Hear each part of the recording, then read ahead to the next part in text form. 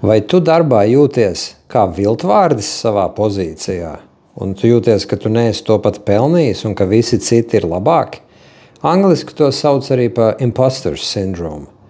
Un tas liek tev justies, ka tu esi nepilnīgs, ka trūkst kaut kas tevī, ka visu laiku tev jāpierāda. Bet īstenībā tas nav par to, ka tev kaut kas trūktu.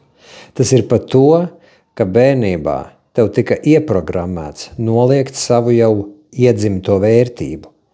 Tev tika iemācīts, burtiski iedzīts galvā un sirdī un tavā būtībā, ka tikai perfektums ir pieņemams, un tas viss ir iegājis tavā zemapziņā un ķermenī.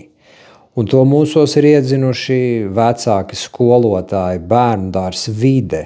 Viss tas, kas mums līdzis noticēt, kad tikai augstas prasības ir kaut kas ņemams vērā, un jebkas mazāk ir nepieņemams.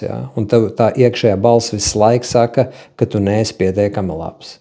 Un tad tu mēģini apspiest šo te balsi, iesaistoties visādās aktivitātēs, lai pierādītu savu to vērtību. Tu kļūsti burtiski par pārcilvēku, strādā vairāk nekā visi citi, un tu izdedz.